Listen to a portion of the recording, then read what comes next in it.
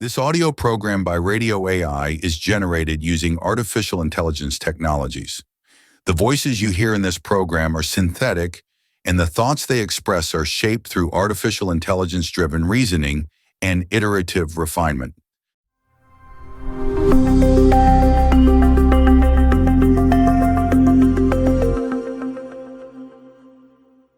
Welcome to Radio AI, where we dive deep into complex questions to give you a clearer perspective.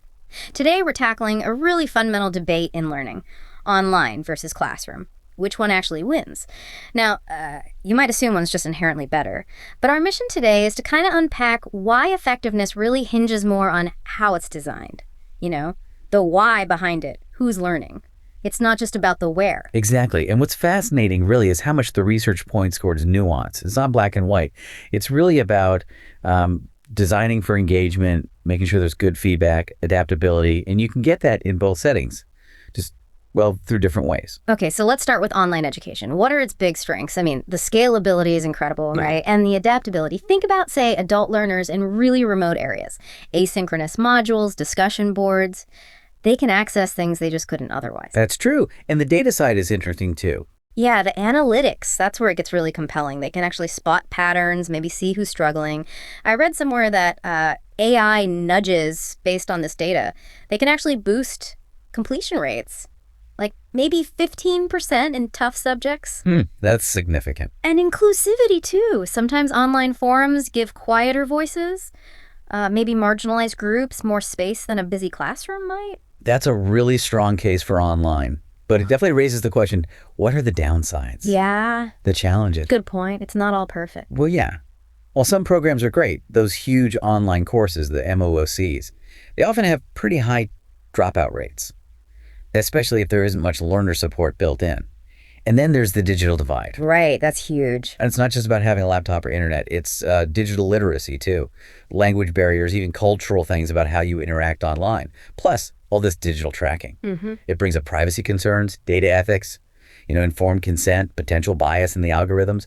That's a really tricky area. That's a critical point, the ethics and the access issue. So, okay, if online has those hurdles, where does the traditional classroom really shine? Maybe it overcomes some of that. Well, the big one is that immediate face-to-face interaction, being in the room together.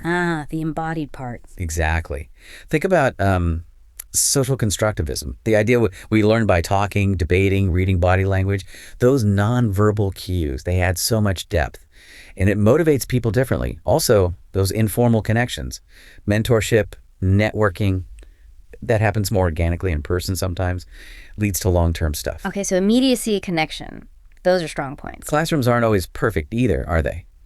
We sometimes forget that passive lectures or really rigid structures, they can kill engagement.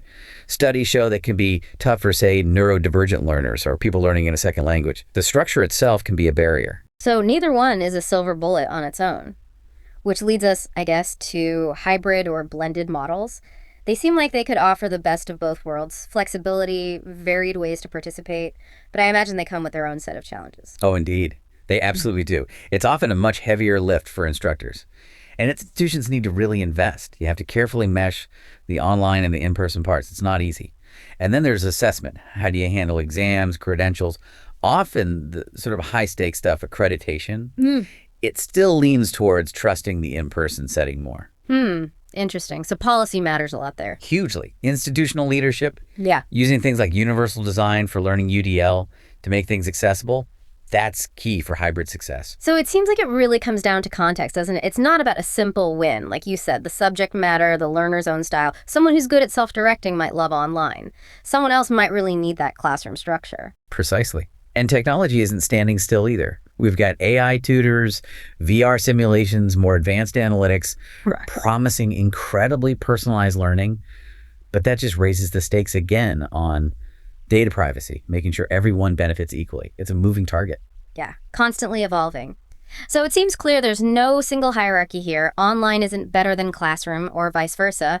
The future probably lies in smartly blending their strengths, right? Always keeping an eye on how people actually learn and how society's changing around us. Well put. It's about thoughtful integration. We really hope this deep dive has given you some food for thought on how and where we learn best in this changing world. Thank you so much for joining us here on Radio AI and for your time and attention today. We always love hearing your reflections, so please do feel free to share any thoughts you have down in the comments below. Hope to have you with us again on Radio AI. Until next time.